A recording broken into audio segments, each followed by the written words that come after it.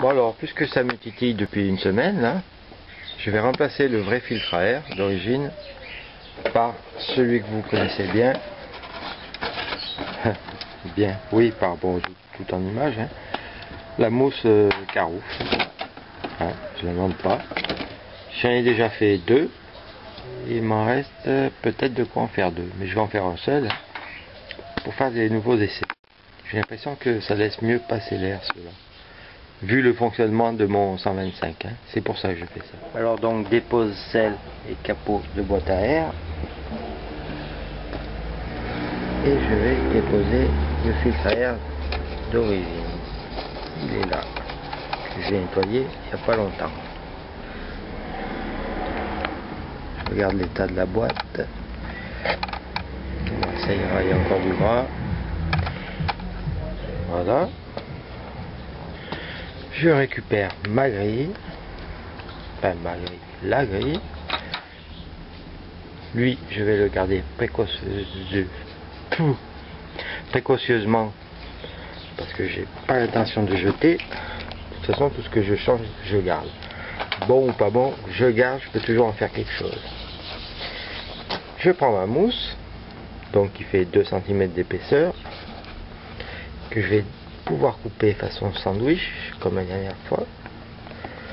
Ouais, j'ai de quoi en faire deux. Mais je vais en faire qu'un. Vous voyez que je prends une marge en bas 1 cm. Là 1,5, je vais prendre 1,5 de ce côté là aussi. En haut je vais laisser 1,5 aussi. Même 2. Donc je vais passer au milieu, ça m'évitera de couper le bas et le haut. Ouais, c'est bon. Je vais marquer et découper. Voilà mon marquage en bleu.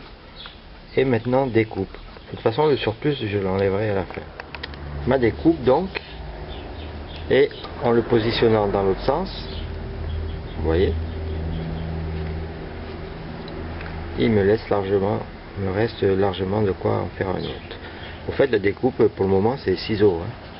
Après l'intérieur là, ça va être au couteau de boucher, bien affûté. Je prends la mesure de la lame. En fait, je vais garder mes doigts là, positionnés là, afin, vous voyez, en suivant le bord, je ne vais jamais dépasser au fond. Et c'est parti pour la découpe, là, tout le long, à l'intérieur.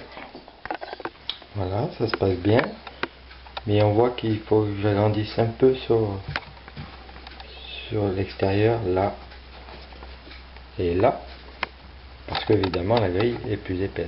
En plus elle est plus épaisse de ce côté, c'est pour ça que j'avais prévu plus large de ce côté. Sinon en longueur je suis bon, hein, je viens jusqu'à là, mais comme j'ai pas envie de forcer pour l'arracher, je vais l'élargir un peu. Voilà qui est fait. Alors maintenant le principe c'est de retourner façon chaussette. Je vais essayer de poser ça. La lumière en face, donc ça fait contre-jour, pas être terrible.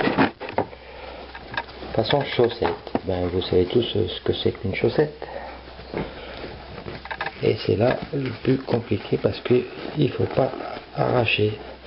Par contre, j'en ai laissé trop en haut. Là, vous voyez, j'en ai trop laissé et j'ai pas les ciseaux sous la main. Mince. Mais vous avez vu le principe. Voilà, je vous montre. J'ai rentré la grille là, comme ça, dedans. Voilà. Et maintenant, je vais pouvoir découper là, un bon centimètre. Je vais faire tout de suite. J'en profite pour tailler l'arrondi. Parce qu'une fois que c'est retourné tout ça, ça prend de la place. Voilà. Je pourrais le tailler un peu plus. Et maintenant, je retourne. Et voilà ce que ça donne. Et vous comprenez mieux maintenant pourquoi je le retourne.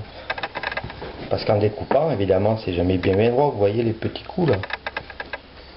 Et bon, ça peut faire des peluches qui, si elles sont à l'intérieur, partent dans le carburateur. Elles sont même aspirées par le carburateur. Alors que là, l'extérieur était nickel. Donc ça va le faire. Je vérifie si ça rentre. Sinon, je le retourne encore une fois, hein, et je coupe ce qui va pas. Là, il est un peu juste. En fait, il suffit avec le couteau de légèrement entamer pour qu'il s'enfonce un peu plus. Là, je l'ai retourné, vous voyez de ce côté, c'est bien lisse, pour tailler en arrondi tous les angles, parce que ça va se trouver à l'intérieur et ça prend de la place pour rien. Voilà, ils sont tous bien taillés en arrondi, maintenant ça devrait aller nickel. Et voilà donc mon filtre à air pratiquement terminé. Je fais juste un essai en entrant la grille. Ensuite je le ressors. Il ne restera plus qu'à mettre de l'huile de filtre à air. Surtout pas d'essence parce que c'est de la mousse et l'essence dissout les alvéoles de la mousse. C'est bon, ça va être bon. Voilà, je l'huile et je le remonte. Et les essais plus tard. Joli, non? J'ai dit je l'huile, mais bon, à mon avis, c'est pas trop bien français ça. En fait, je le oins d'huile, ou je le badigeonne. Et surtout, après, je la fais pénétrer partout. Vous voyez, comme si j'essorais. J'en ai bien sur les mains quand même. Hein. Ouais, c'est comme ça qu'on fait, hein. Et surtout pas d'essence. Et comme j'avais plus d'huile de radiocommandé thermique, j'avais de l'exprès avant. Là, j'ai mis de l'huile de mon mélange. C'est de la synthétique, hein. Vous la reconnaissez la couleur. Mais ça ira bien, ça va même très bien. Pas trop non plus. Bien imprégné, mais pas trop, ça dégouline pas. Oui. Voilà, j'ai remis la grille dedans. Il est bien tout oint d'huile. Repérez le sens, la partie la plus large vers la roue arrière. Donc c'est bien ça. Et clic-clac. Au fait, oui, j'ai laissé dépasser un chouïa sur le dessous. Comme ça s'écrase et ça fait bien étanchéité contre les grosses saloperies qui peuvent venir au fond de la boîte. Plus qu'à mettre le chapeau. Et c'est réglé. Voilà, le capot est prêt, est mis, bien serré. J'en profite pour avoir un accès direct à l'emmanchement silencieux et pot principal. Vous savez, l'habitude que j'ai faite avec les joints toriques, et ben apparemment c'est bon parce qu'il n'y a pas un pet d'huile, rien. Il n'y a rien qui coule, c'est sec. Nickel, je remets la selle et ça roule. Et bien sûr, réglage du ralenti. Parce que là, j'ai eu du mal à démarrer, j'ai déjà fermé de 3/4 de tour à vis d'air. Ça veut dire que mon filtre à air est passé beaucoup plus d'air.